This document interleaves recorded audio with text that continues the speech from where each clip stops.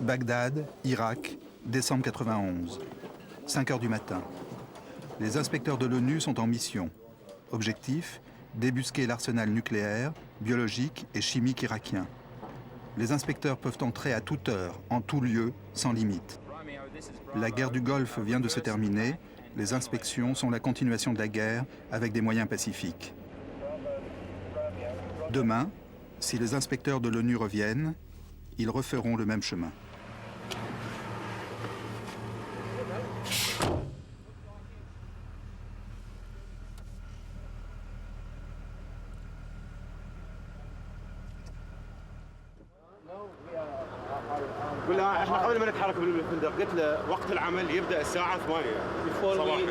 Avant de quitter l'hôtel, il vous avait dit que le travail commence à 8 heures, ici. Nous voulons entrer avant le personnel.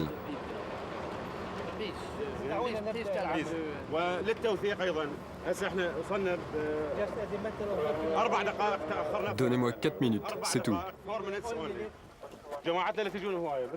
Les autorités irakiennes mettent 1000 bâtons dans les roues des inspecteurs. Ce matin, le responsable norvégien s'obstine. Il veut entrer dans ce bâtiment de la police, au centre de Bagdad. Vous pourrez entrer quand le président ou le directeur seront là. S'il vous plaît, dites-lui que nous avons l'autorisation d'entrer tout de suite pour commencer notre travail. Il dit qu'on lui a donné l'ordre de ne laisser entrer personne avant 8 heures.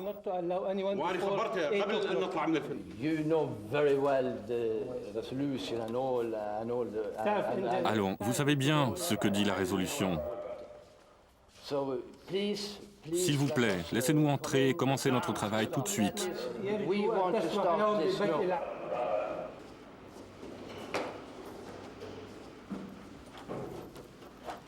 Dans ces images, filmées à l'époque par une équipe de l'ONU, les inspecteurs sont à l'affût de tout document sur les missiles longue portée. Ce qui les intéresse, les armes de destruction massive, pas les petits pistolets. Ce qu'ils cherchent, des bordereaux d'achat, des plans de production, l'identification des techniciens. Hé, je n'ai pas encore fini le haut du bureau.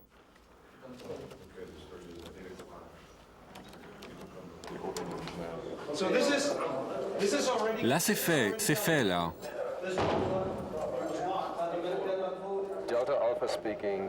Delta, ici Alpha. Terminé, immeuble 11. Quittons l'endroit, à vous. Terence Taylor dirige un centre de recherche à Washington.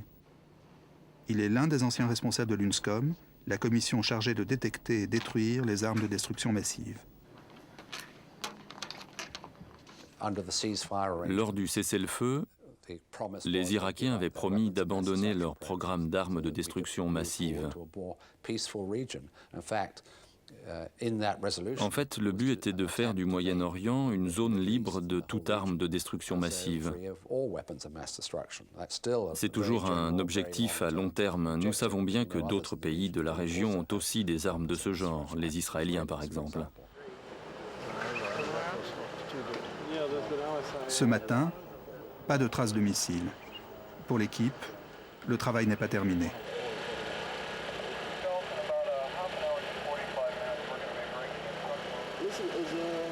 Les inspecteurs sont en liaison constante avec Rolf Ekeos, le chef de l'UNSCOM.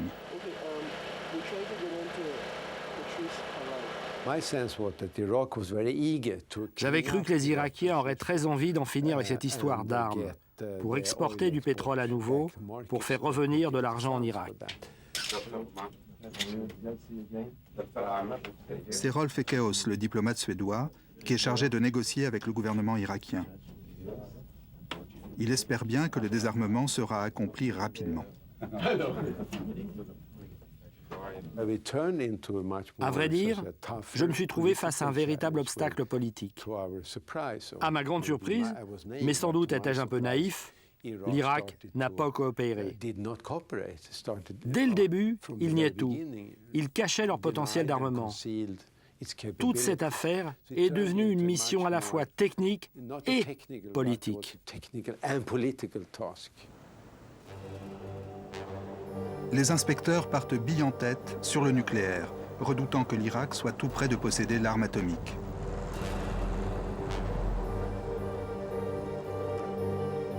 Septembre 91, ils pénètrent dans un bâtiment de l'industrie pétrochimique au centre de Bagdad. Ils mettent la main sur des documents portant sur un programme d'$1 milliard. Jafar Jafar, un des patrons du programme, tente de récupérer des documents ultra secrets.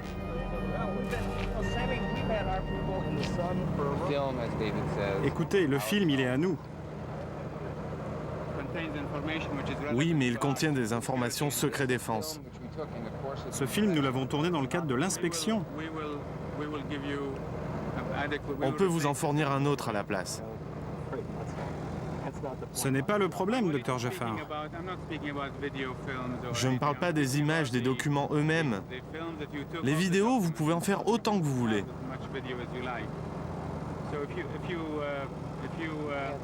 Nous ne pouvons pas vous rendre ces films. Si vous voulez coopérer avec moi, alors il faut me les rendre. À vrai dire, c'est plutôt à vous de coopérer avec le Conseil de sécurité de l'ONU. Je ne peux pas vous laisser partir avec le nom de nos équipes sur vos films.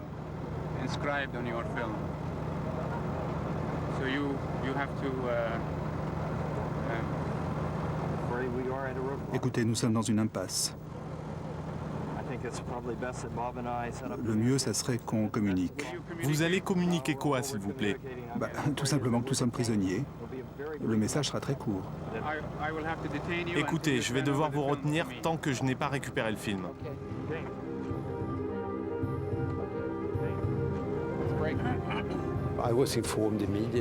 J'ai été immédiatement informé qu'ils étaient retenus prisonniers et qu'on leur avait même volé certains documents.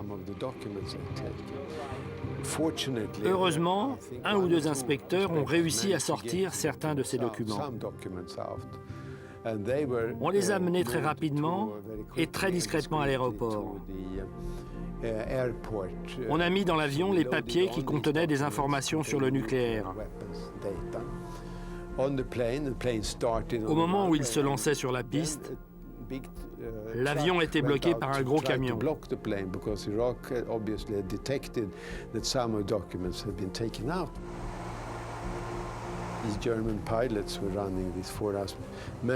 Les pilotes, c'étaient des Allemands, ont réussi à contourner l'obstacle et à décoller.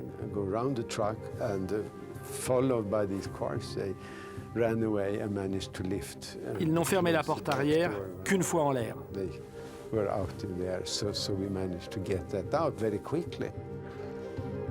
À ce moment, les autorités irakiennes accusent d'espionnage l'UNSCOM.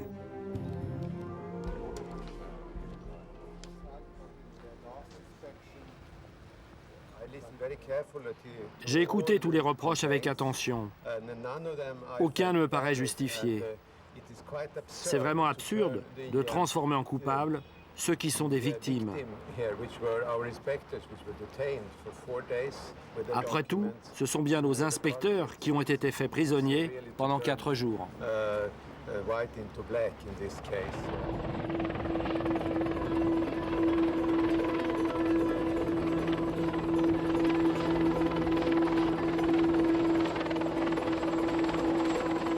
Mais les inspections dissimulent-elles des activités d'espionnage? La question demeure.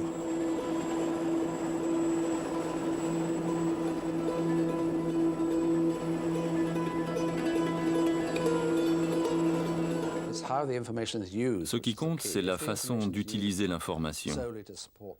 Si c'est pour aider les inspecteurs, tout va bien. Mais ça tourne mal si ces informations visent des individus ou servent à cibler des installations. Mais écoutez, tout ça est très compliqué. Les Irakiens avaient lancé des attaques d'envergure contre le système d'information de l'UNSCOM et son personnel, de New York jusqu'à la base avancée de Bahreïn, et même en Irak, au centre de contrôle et de vérification de Bagdad. Ils ont fait des écoutes, ils ont tenté de corrompre les gens, etc.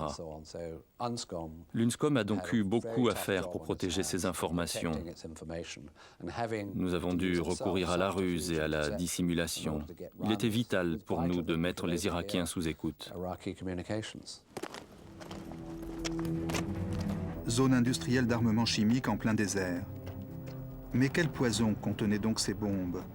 Quels mélanges mortels sont toujours stockés ici? Une équipe médicale était sur place, au cas où.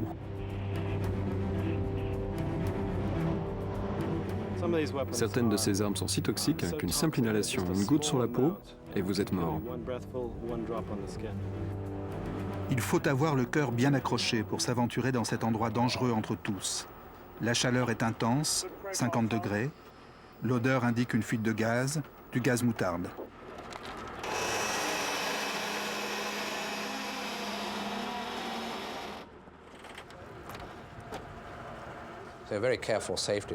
Nous avons pris de grandes précautions. Il fallait examiner chaque site avec des experts et décider si on pouvait y pénétrer. Nous n'avons jamais lésiné sur la sécurité, même si les Irakiens ne portaient pas toujours des masques ou des vêtements de protection. Nous, si, fréquemment. On n'est jamais trop prudent. Les inspecteurs trouvent des centaines de tonnes d'armes chimiques très nocives que les Irakiens avaient déjà employées à plusieurs reprises dans la guerre contre l'Iran et contre les Kurdes. Selon le mandat de l'ONU, il fallait les détruire. L'efficacité des inspecteurs dépend du soutien politique du Conseil de sécurité de l'ONU. L'effort de Rolf Ekéus, c'est que le Conseil reste uni pour imposer le désarmement.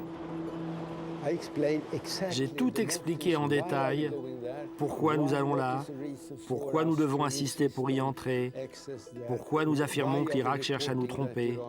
Je leur ai montré nos preuves, je leur ai montré les déclarations irakiennes. Bref, je leur ai donné les moyens de se faire leur propre jugement. J'ai eu un dialogue approfondi avec eux. Cela nous a apporté un soutien très fort et finalement, cela a été ma réussite personnelle la plus importante.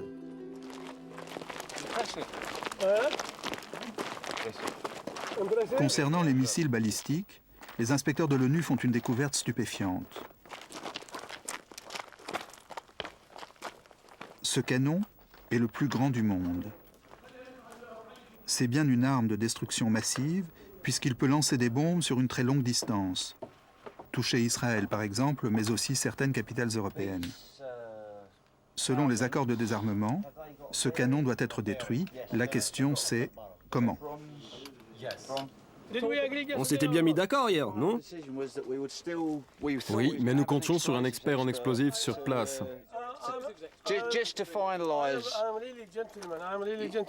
Vraiment, messieurs, je suis étonné. Vous recommencez comme hier. Je suis un monsieur, d'accord, mais un monsieur anglais et j'ai bonne mémoire. C'est clair, nous avons deux interprétations. Écoutez, ce que je vous ai dit hier était que mon gouvernement nous a demandé de coopérer avec vous. Certes. D'appliquer la résolution du Conseil de sécurité. Certes. Et vous voulez détruire ce fichu machin? Bon, on le détruira. Qu'est-ce que vous voulez de plus? Eh bien, nous devons nous accorder sur la méthode. Bon, on le détruit. Et puis si ça ne suffit pas, on recommence. On exécute le condamné deux fois, c'est ça? Pourquoi pas? Ok, tant que nous sommes ici, je voudrais vous poser quelques questions. Hier, je n'ai pas eu toutes ces questions. Oui, mais maintenant, on est sur place.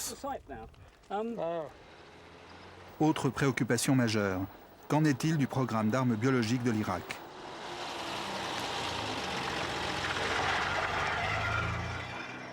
Je dois avouer que dans les années 93-94, je commençais à renoncer. Nous avions effectué plusieurs missions d'inspection biologique. Pratiquement pas de résultats. Une inspection, une autre inspection, résultat zéro.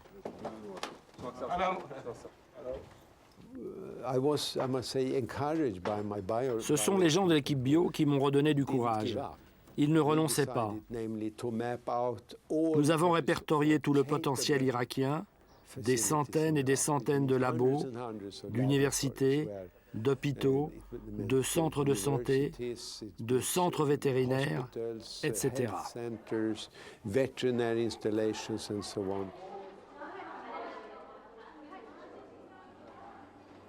Attention aux apparences. Ici, par exemple, ce sont des vaccins ordinaires, produits à l'ancienne.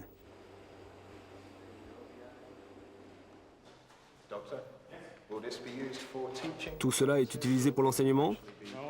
Non, non, pour la production.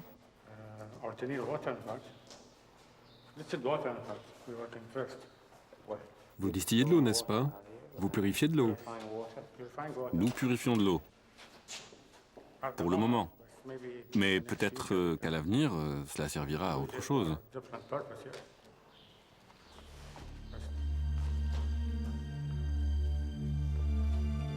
Ce genre d'équipement peut servir à purifier l'eau, à la fermentation de la bière. Il peut aussi servir à fabriquer, et c'est bien le problème, des bactéries mortelles d'anthrax. Un même équipement pour plusieurs usages, c'est ce qui en rend la détection si difficile.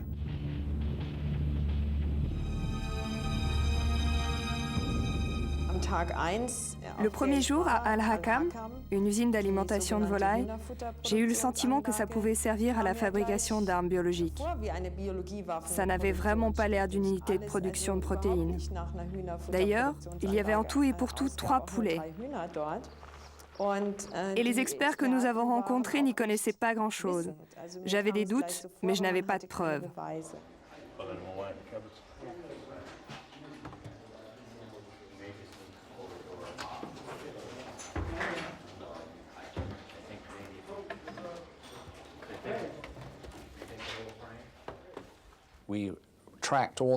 Nous sommes partis à la recherche de tout le matériel importé en Irak nécessaire pour fabriquer une arme biologique. C'était par exemple le cas des ingrédients qui constituent un milieu de croissance, c'est-à-dire des ingrédients essentiellement à base de levure où on fait pousser des organismes. Vous faites une culture et c'est comme une nourriture qui fait croître l'organisme. Disposer de tels ingrédients, c'est tout à fait normal dans les hôpitaux, partout dans le monde. Mais pour l'Irak, 1 tonne ou 2 suffirait pour l'année. Sauf que 40 tonnes, ça faisait vraiment, vraiment beaucoup.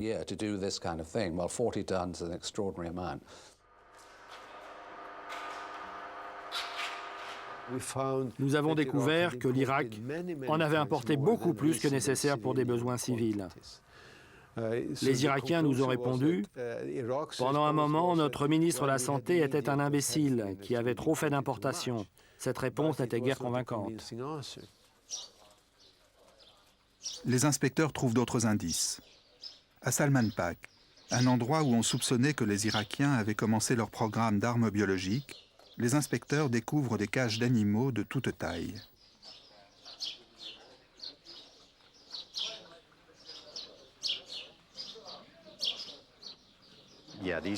C'est un équipement banal pour l'élevage des animaux. Il pourrait être utilisé à des fins légitimes, mais aussi pour des tests sur des animaux dans le cadre d'un programme d'armes biologiques. Les inspecteurs s'intéressent aussi aux prisons, à la recherche de traces d'expérimentation biologique sur des êtres humains.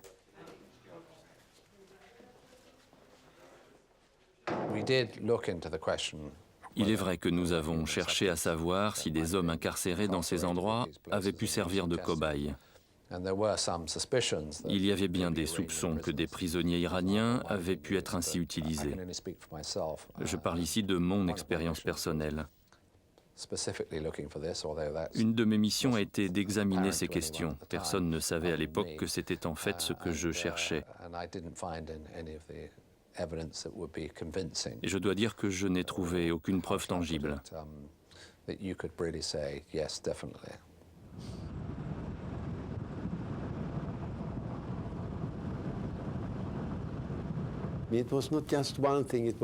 On ne se contentait pas d'un seul élément.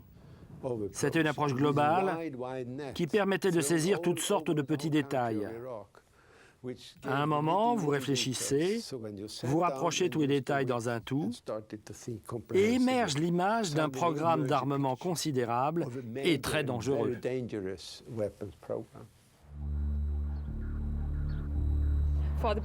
Ils ont modifié cette bombe pour servir à leur programme biologique. Vous voyez cette bande noire? C'est comme ça que les Irakiens identifient leurs armes biologiques. Ils ont prétendu qu'ils les avaient gardées pour riposter au cas où ils subiraient une attaque nucléaire des forces alliées.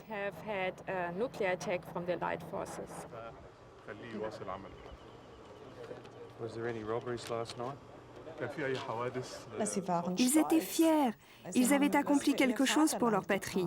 Ils avaient défendu leur pays. Et ils nous expliquaient avec un sourire radieux comment ils avaient fabriqué des armes biologiques, ce qu'ils avaient expérimenté, comment ils avaient équipé les bombes. Je ne m'attendais pas du tout à ce qu'ils me parlent comme ça. Une chose est sûre, on ne les a pas forcés à faire ce travail. Tout cela montre que des inspections, cela peut marcher. Ça nous a pris 4 ans et demi, ce qui montre bien à quel point c'est difficile, à moins de toucher le gros lot, d'avoir une chance improbable. Il n'y a pas moyen d'avoir des réponses immédiates. Outre la détection des armes de destruction massive, la mission des inspecteurs de l'ONU est de détruire ce qui pourrait à nouveau constituer une menace.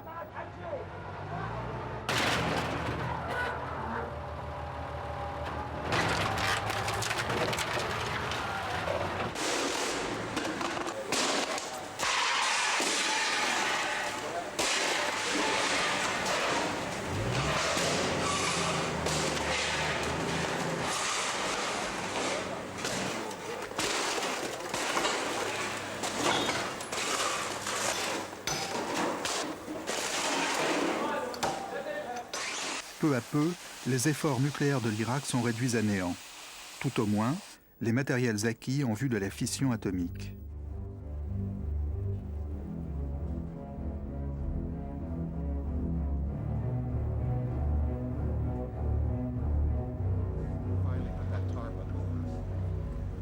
Ici, l'uranium nécessaire à la fabrication d'une bombe est retiré d'un réacteur. Le combustible nucléaire va être transporté hors d'Irak, direction la Russie, à bord de l'Antoniov 100, le plus grand avion cargo du monde.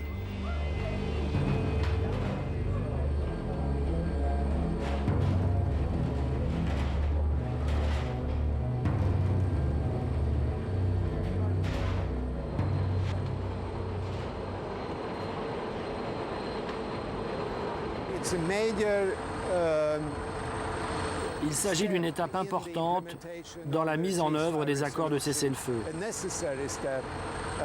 Une étape indispensable, et je peux vous dire que lorsque cette opération sera terminée, la question du combustible nucléaire sera une affaire conclue. C'est un pas très important.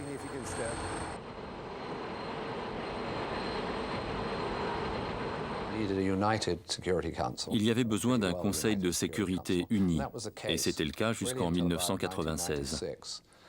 En 1997, les choses ont commencé à se dégrader au sein du Conseil.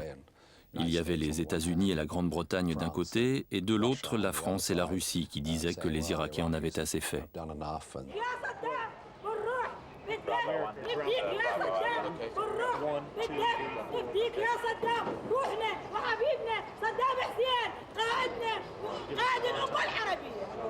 Saddam et la direction irakienne ont été assez malins pour se rendre compte de cette rupture.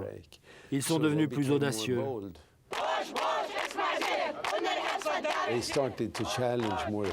Ils ont commencé à mener la vie plus dure aux inspecteurs et aux responsables de l'UNSCOM.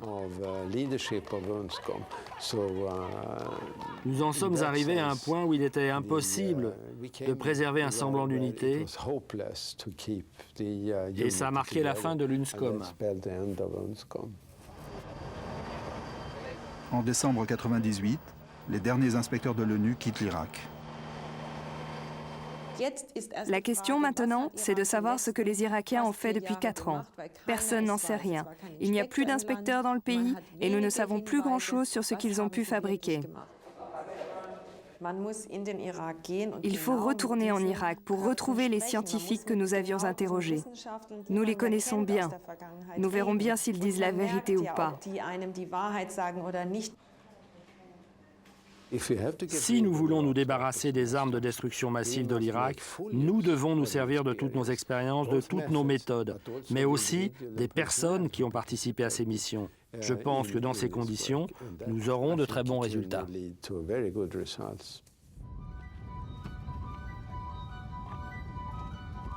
L'Irak acceptera-t-elle vraiment de coopérer et ouvrir toutes ses portes ?